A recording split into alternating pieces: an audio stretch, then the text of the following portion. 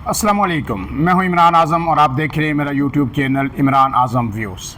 पाकिस्तान तहरीक इंसाफ के लिए आज एक और अफसोसनाक तरीन दिन है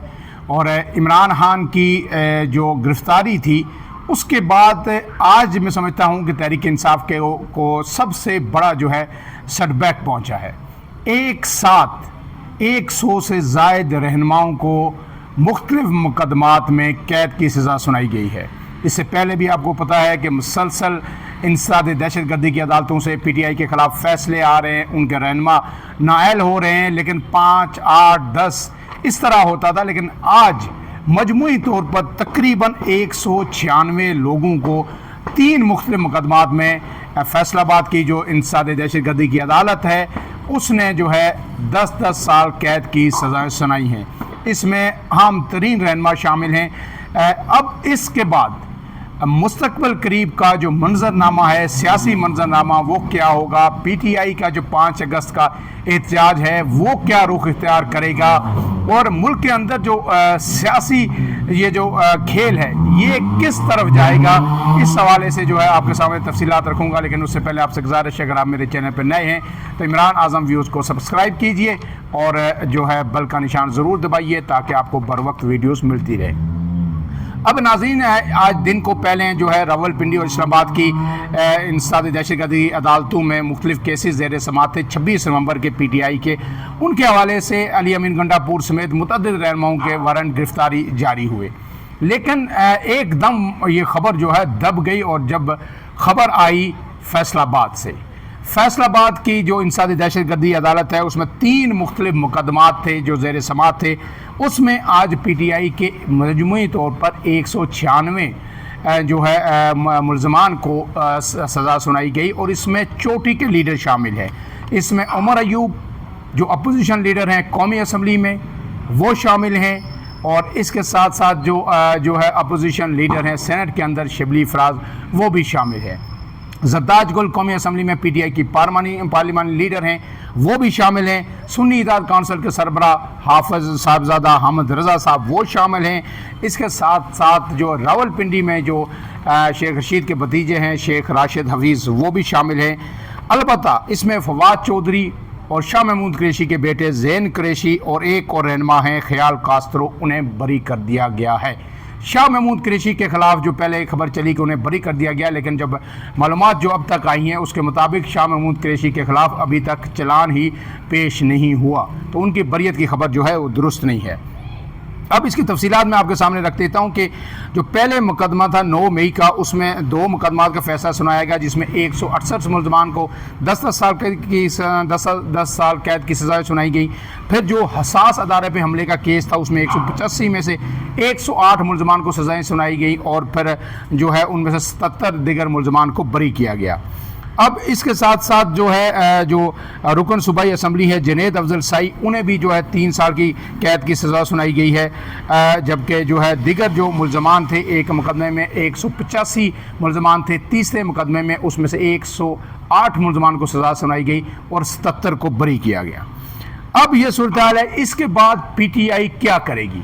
अब आप ये कहें कि जो है कौन कौन से रहनुमा हैं जिन्हें सज़ा नहीं सुनाई गई, वो अगर शुमार करें तो ज़्यादा आसान होगा, क्योंकि बचा कोई नहीं है जिसे सज़ा ना हुई हो या अगले जो है 1 हफ़्ते के अंदर या 4 से 5 दिनों के अंदर सज़ाएँ ना हों। अब वह जो रहनुमा जिन्हें सज़ाएँ नहीं होंगी वो आप फिंगर टिप्स पे गिन सकते हैं, जबकि सज़ाओं वाले जो है सैकड़ों में होंगे और फिर उनके बाद उनकी नाअहलियाँ होंगी। जिस चीज़ को सज़ा होगी,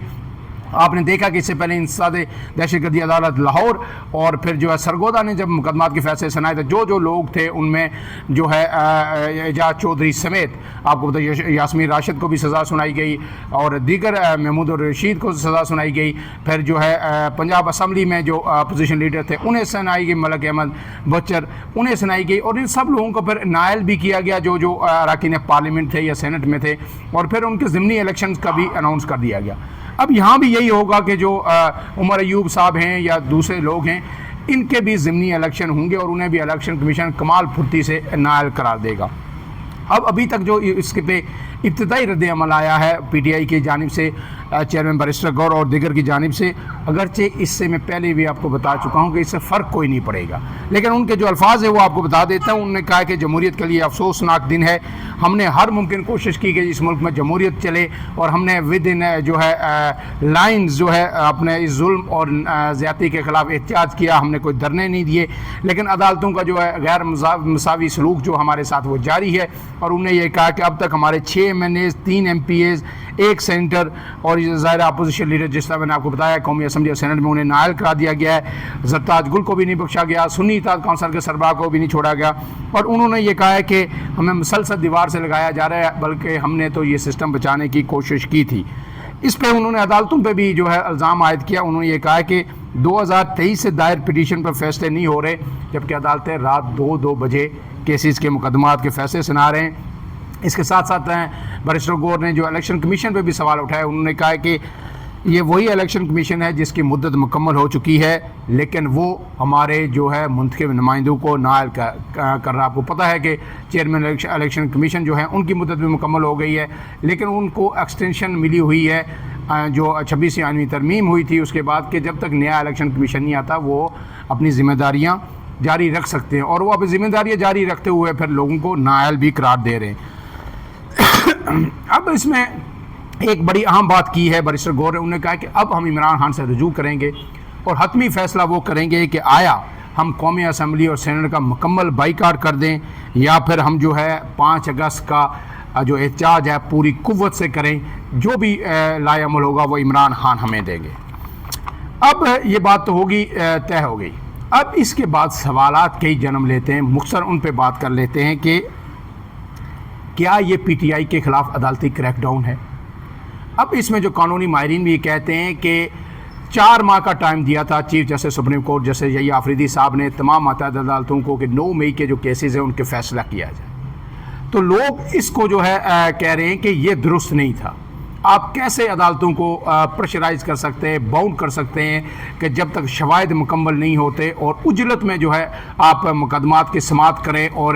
ڈیو پروسیس فالو کیے بغیر، لوگوں کو صفائی کا جو حق دیے بغیر آپ یہ ایک ٹائم بار دے دیتے ہیں انہیں کہ 4 ماہ کے اندر جو ہے وہ فیصلے آپ سنائیں۔ اب یہ جو تقریباً 7-8 اپریل کو جو ہے یہ تاریخ غالباً دی گئی تھی 4 ماہ کی، اور اب جو اگست کا یہ 15، 13، 14 اگست تک جو ہے یہ تمام کیسز کے اس ٹائم فریم کے مطابق جو چیف جسٹس سپریم کورٹ نے دیا تھا فیصلے آنے ہیں۔ تو پہلے تو یہ ان کے جو ٹرائل ہے اس کی شفافیت پہ جو ہے پہلے یہ سوال اٹھنا شروع ہو گئے کہ جس طرح متعدد عدلیہ کو پریشرائز کیا گیا، انہیں ٹائم دیا گیا کہ آپ فوری طور پر اسپیڈی ٹرائل کریں اور ان کے فیصلے سنائیں، تو اس کے پیچھے کئی جو ہے کہانیاں ہیں اور کئی محرکات ہیں جو پی ٹی آئی بھی بیان کرتی ہے اور تجزیہ کار بھی بیان کرتے ہیں۔ اب اس کے بعد ایک سوال اور ہے کہ مائنس عمران خان کی باتیں تو ہو رہی تھی کہ عمران خان کو مائنس کیا جا رہا ہے، باقی پی ٹی آئی جو ہے چلے گی، شاہ محمود قریشی سمیت دیگر لوگ اس کو لیڈ کریں گے، یا اور بھی جو لوگ جو توبہ طائب ہو گئے جنہوں نے 9 مئی کی مذمت کی وہ بھی جو ہے اس میں شامل ہوں گے۔ عمران خان کو جیل کے اندر بھی رکھ لیا گیا، 2 سال ہو گئے، لیکن اس کے بعد بات بنی نہیں، اور جو کہا جا رہا ہے کہ جو اس حکومت کو، سیاسی حکومت جو اس وقت لوگ بیٹھے ہیں جو شامل جماعتیں ہیں، اس کو یہ ٹاسک دیا گیا تھا کہ آپ نے ایک الٹرنیٹو پیرلل ایک بیانیہ بنانا ہے، اور وہ بیانیہ یہ ہے کہ آپ نے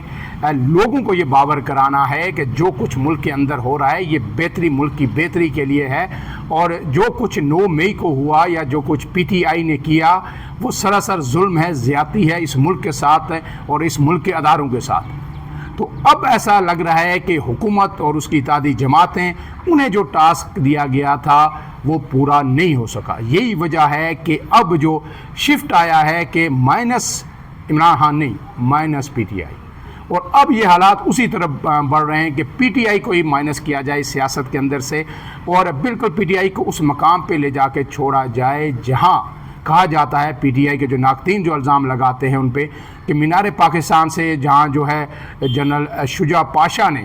اس پی ٹی آئی کا نیا جنم کروایا تھا، اور وہاں سے پھر پی ٹی آئی کی ایک ہائپ بنی اور وہاں مینار پاکستان کے جلسے سے اٹھی، ورنہ اس سے پہلے ایوان میں کبھی 1 سیٹ ہوتی تھی عمران خان کی، کبھی نہیں ہوتی تھی۔ تو اب لگتا ہے کہ جس طرح کا یہ اس وقت پی ٹی آئی کے خلاف جو جس طرح ٹرائل ہو رہا ہے، جس طرح سزائیں ہو رہی ہیں، ایسا لگ رہا ہے کہ پی ٹی آئی کو بالکل کٹ ٹو سائز کر کے ریاست کے اندر، پاکستان کے اندر ایک غیر فعال جو ہے سیاسی جماعت کے طور پر جو ہے متعارف کروایا جائے گا۔ لیکن سوال یہ ہے کہ کیا پاکستان کے عوام،